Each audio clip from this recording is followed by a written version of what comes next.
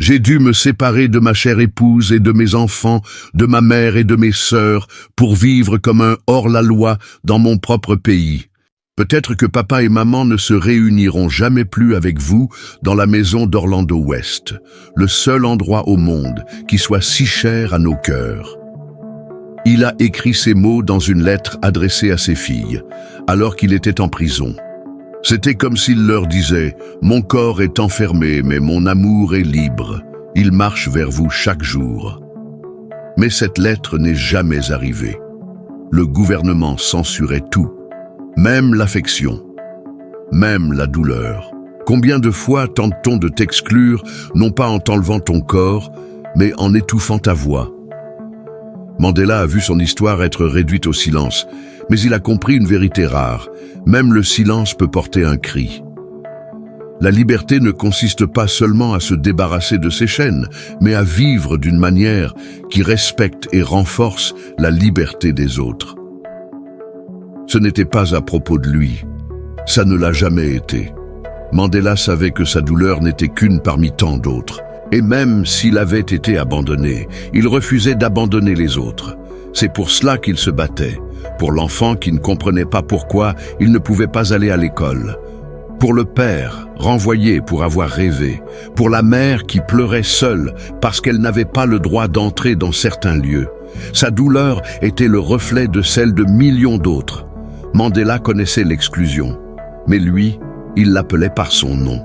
Et quand on parvient à nommer ce qui nous blesse, on commence déjà à guérir. Personne ne naît en haïssant une autre personne à cause de la couleur de sa peau, de ses origines ou de sa religion. Cette phrase paraît simple, mais elle contient une vérité capable de faire tomber n'importe quel système d'exclusion. Si personne ne naît ainsi, alors l'abandon est un poison qu'on apprend, une injection lente, discrète. Mandela l'a compris très tôt.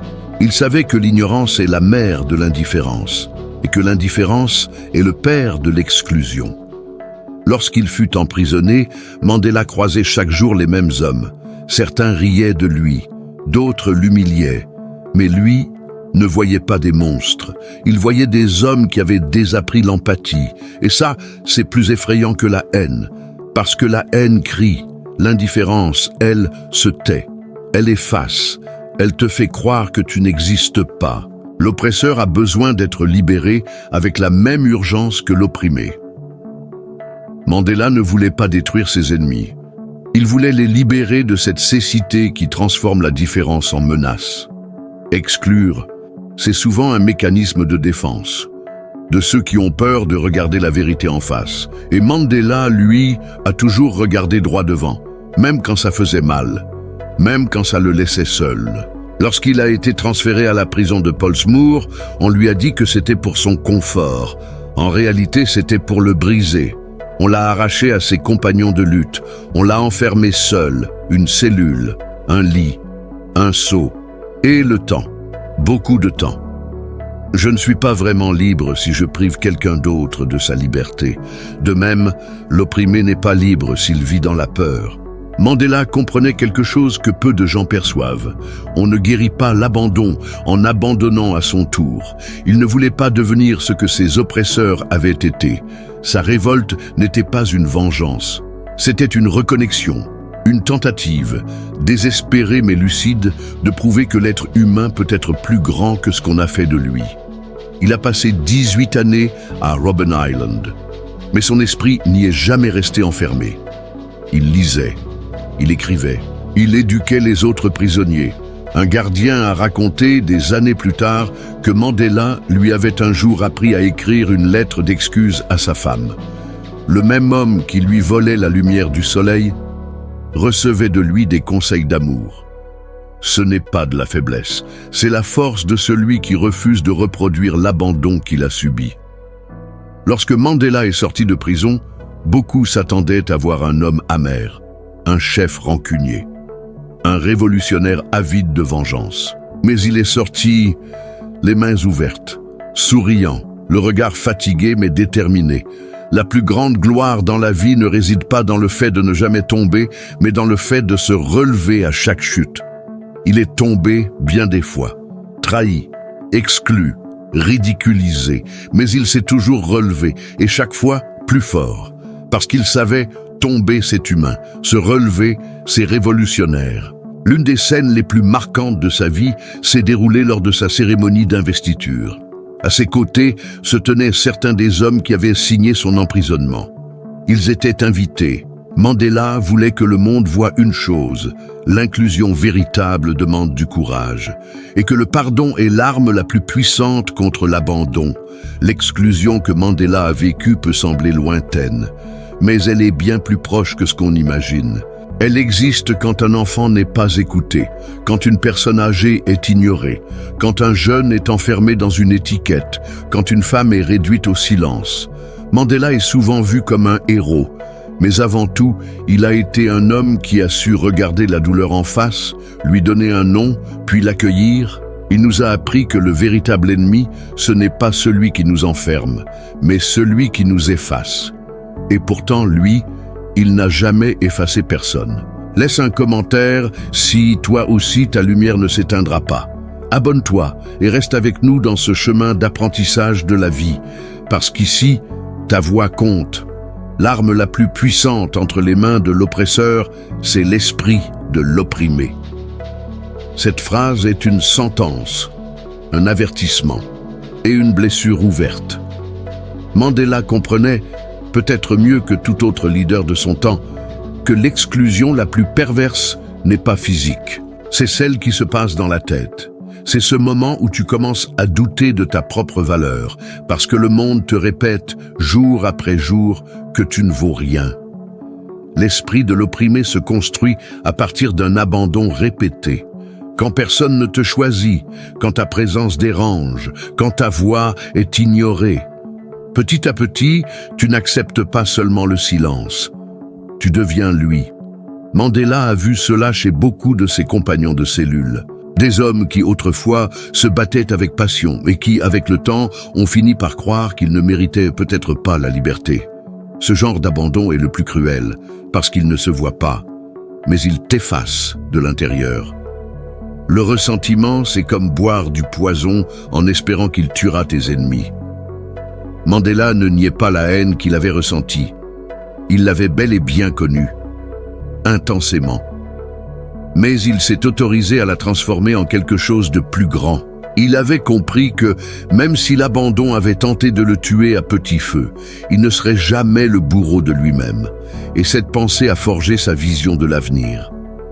Dans les dernières années de sa détention, Mandela a commencé à recevoir la visite d'officiels du gouvernement. Ce n'étaient pas des visites amicales. Ils venaient lui proposer un marché, lui demandèrent de se taire. De vivre libre, oui, mais loin de la politique. Un exil doré, Mandela a refusé. Il savait que céder, ce serait s'abandonner lui-même, abandonner le combat, abandonner les autres. Et alors, il a dit: « Je ne serai pas libre si l'on me demande d'abandonner la liberté des autres. » Après près de 30 années d'isolement, Mandela est revenu dans un monde qui avait changé, et lui aussi avait changé. Sa plus jeune fille, qu'il avait connue bébé, était devenue une adulte. Son épouse, Winnie, était devenue un symbole à part entière, forte mais blessée aussi. Mandela a dû réapprendre à aimer, à faire confiance, à parler aux gens sans se cacher derrière les barreaux de la méfiance. Et cela n'a pas été facile. Ce qui compte dans la vie, ce n'est pas simplement d'avoir vécu. C'est la différence que nous avons faite dans la vie des autres qui déterminera le sens de la nôtre. Cette phrase montre que Mandela n'a jamais été un martyr passif. Il ne voulait pas être seulement celui qu'on pleure. Il voulait être celui qu'on écoute. Celui qui, jour après jour, a décidé de transformer sa douleur en pont, même si, pour cela, il devait traverser des fleuves de silence, de rancune et de solitude. Lors d'une rencontre publique, un jeune garçon leva la main et demanda: « Tata Mandela, avez-vous vraiment pardonné les hommes qui vous ont emprisonné ?» Il sourit, posa la main sur l'épaule de l'enfant et répondit: « J'ai pardonné parce que je ne pouvais plus porter ce poids. Il ne m'appartenait pas. » Ce moment fit la une des journaux, Mais pour Mandela, ce n'était qu'un geste de plus, un autre acte de légèreté. Il comprenait que l'abandon est un fardeau, mais que le pardon, lui, est un soulagement. Ce qui nous sépare, ce n'est pas un mur, c'est la cécité. Nous devons promouvoir le courage là où il y a de la peur, promouvoir la réconciliation là où il y a du conflit, et inspirer l'espoir là où il y a du désespoir. Mandela ne parlait jamais comme quelqu'un qui cite des phrases apprises. Il parlait comme quelqu'un qui avait été traversé par chacune d'elles. Chaque mot avait été vécu avant d'être prononcé. Et cette citation révèle comment il percevait le rôle de tout être humain. Guérir, pas avec de jolis discours, mais avec la présence, la vraie. Après avoir été élu président, Mandela a tenu à inviter ses anciens ennemis aux cérémonies officielles. Il les a reçus chez lui, leur a servi du thé, les a regardés dans les yeux. Beaucoup ont vu là un signe de faiblesse, mais c'était tout le contraire. C'était le courage d'inclure ceux qui avaient toujours vécu dans l'exclusion. Mandela comprenait que la véritable inclusion commence quand tu t'assois à la même table que ceux qui t'ont abandonné. Pas pour oublier, mais pour montrer que tu as survécu et que tu es prêt à reconstruire, même avec des morceaux brisés. Libéré, Mandela est devenu un symbole mondial. Il a reçu des prix, fait le tour du monde, parlé aux Nations Unies. Mais quelque chose continuait à le déranger profondément. La pauvreté, l'inégalité et l'oubli de ceux qui, malgré la démocratie, restaient exclus. Tant que la pauvreté persistera, tant qu'il y aura des enfants affamés, tant que des personnes seront privées de dignité et de respect, la liberté ne sera pas atteinte. Cette phrase est une gifle pour ceux qui pensent que l'inclusion est un événement ponctuel. Pour Mandela, c'était un processus continu, douloureux, inachevé. Il voyait que beaucoup de ceux qui avaient lutté à ses côtés se perdaient maintenant dans le confort et les privilèges, que la liberté devenait un produit, une façade, et que, une fois encore, les pauvres étaient abandonnés. Lors d'une visite dans un quartier défavorisé, un petit garçon lui tendit un dessin. On y voyait un homme enfermé dans une maison luxueuse, les fenêtres bien verrouillées.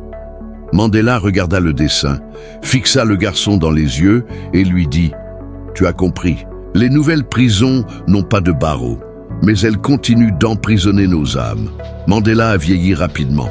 La douleur, un jour, présente la facture, mais il restait debout. Même avec un corps affaibli, il assistait à des événements. Il prononçait encore des discours, il écrivait, il semait, jusqu'au jour où il disparut. Et le monde demanda « Où est Mandela ?» Mais il était là, en train de faire ce qu'il avait toujours fait, prendre soin de ce que personne ne voit. Il n'y a pas de révélation plus profonde de l'âme d'une société que la manière dont elle traite ses enfants. C'était ça. Mandela savait que l'abandon commence tôt, que lorsqu'un enfant grandit sans amour, sans nourriture, sans écoute, il grandit en croyant qu'il ne compte pas, et le monde lui confirme cela chaque jour. C'est pourquoi Mandela a créé la fondation qui porte son nom, pas pour être célébré, mais pour que plus personne ne soit oublié. Il savait que l'abandon collectif commence toujours par l'indifférence individuelle. Et il a décidé de briser ce cycle. Mandela ne cherchait pas les applaudissements. Il voulait une transformation. Il ne réclamait pas de statut. Il demandait la justice. C'était un homme blessé mais entier. Et sa force venait justement de là, de sa capacité à accueillir même ce que le monde rejetait. Il nous a laissé un héritage, mais plus que cela, il nous a laissé des questions. Combien de fois avons-nous exclus sans même le remarquer? Combien de fois avons-nous été le silence dans la douleur de quelqu'un? Combien de fois avons-nous refusé de tendre la main par peur d'être blessés à notre tour? Mandela n'était pas un saint, mais il a été humain dans ce que l'humanité a de plus grand, et c'est pour cela que ces mots, encore aujourd'hui, nous réveillent. Je suis le capitaine de mon âme. Mandela citait ce vers de William Ernest Henley dans les moments clés de sa vie, mais pas comme on récite de la poésie. Il le faisait comme quelqu'un qui s'accroche à une corde invisible pour ne pas sombrer dans l'abîme de l'exclusion. Car quand le monde entier te tourne le dos, tu n'as que deux choix, t'accrocher à ce que tu as à l'intérieur ou te perdre complètement. Cette phrase est devenue un mantra, un rappel, un cri d'autonomie au milieu d'une tentative constante de déshumanisation. Quand on te traite trop longtemps comme si tu étais invisible, tu finis par croire que tu l'es vraiment. Mandela s'est battu contre cela chaque jour, pas seulement comme militant, mais comme homme. Lors d'une visite en prison, sa fille est venue le voir. Il a remarqué qu'elle évitait son regard. La petite fille ne le reconnaissait plus, et selon lui, ce fut l'une des douleurs les plus profondes, car ce n'était pas le régime qui avait causé cela, c'était le temps. Le courage, ce n'est pas l'absence de peur, mais la capacité de la surmonter. Mandela n'a pas vaincu l'exclusion parce qu'il était insensible à la douleur. Il l'a vaincue en avançant, même blessé, même seul, même sans aucune garantie. L'exclusion essaie de te convaincre que tu n'as pas ta place, mais lui a compris que si le monde ne t'ouvre pas d'espace, tu peux en créer un de tes propres mains. Cette partie de son histoire ne parle pas de victoire politique. Elle parle de survie émotionnelle, de ce qui arrive à quelqu'un qui passe la moitié de sa vie nié, ignoré, et qui malgré tout choisit de ne rejeter personne.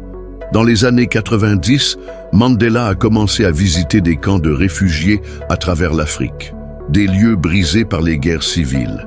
En Éthiopie, il a pris dans ses bras une femme qui avait perdu tous ses enfants. Elle ne pleurait pas, elle tremblait seulement. Mandela l'a simplement tenue en silence. Puis il a dit « Je n'ai pas de réponse, mais je suis là. Le pardon libère l'âme, il enlève la peur. C'est pour cela que c'est une arme si puissante. On n'apprend à personne comment pardonner après avoir été abandonné. Tout en nous veut se refermer, se protéger, se venger.